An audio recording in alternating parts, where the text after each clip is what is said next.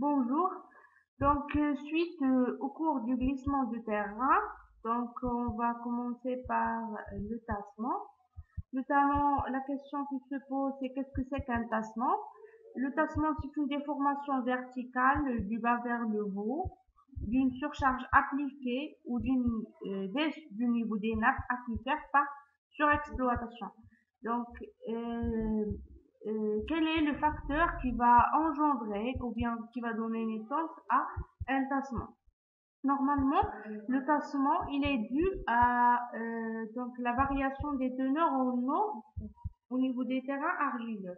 Notamment en période de sécheresse, on assiste à un retrait, c'est-à-dire l'évaporation de l'eau emmagasinée ou bien emprisonnée dans les formations argileuses qui va donner naissance à l'apparition des fractures et des fissures au niveau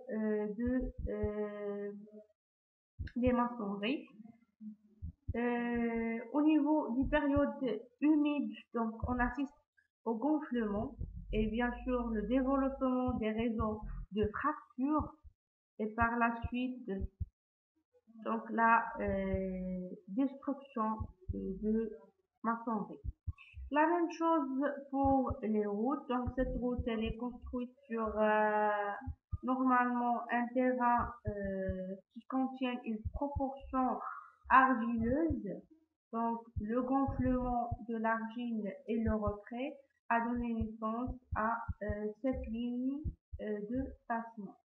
La même chose pour la figure illustrée ici. C'est un tassement le long d'une ligne routière. Les conséquences du tassement sur les structures, il y a un tassement qui est uniforme, donc il est réparti le long de la structure.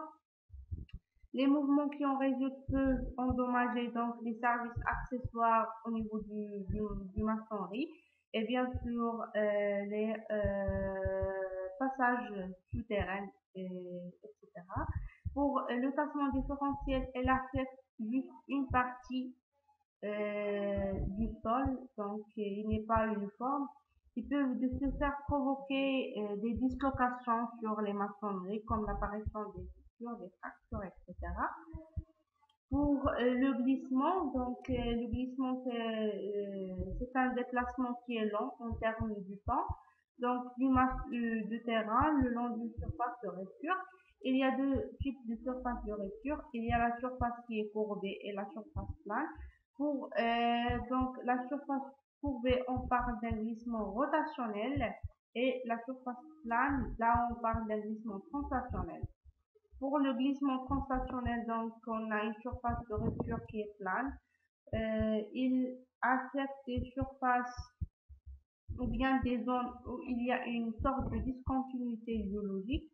Comme vous voyez donc le long de cette ligne, on a une faille, donc une sorte de discontinuité géologique qui va donner naissance à un glissement translationnel. Pour le glissement rotationnel, on a une surface de rupture qui est concave, donc il n'y a pas une sorte de discontinuité géologique et il affecte essentiellement les terrains homogènes.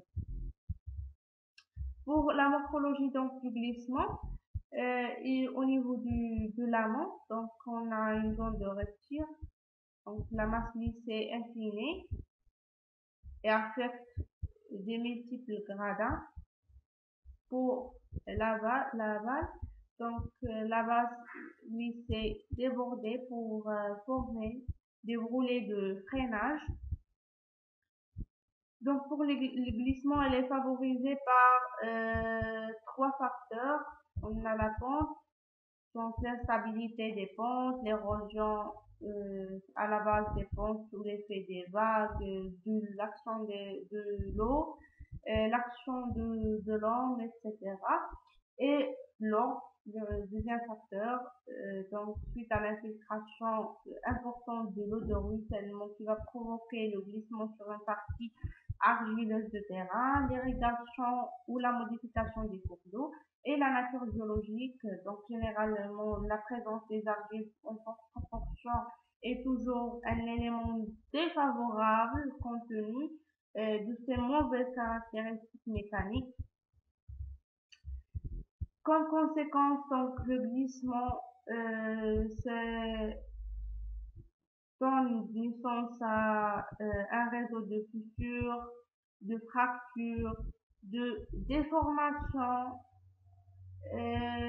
qui rapides ou bien lentes, des conséquences sur les infrastructures, sur les voies de communication, etc.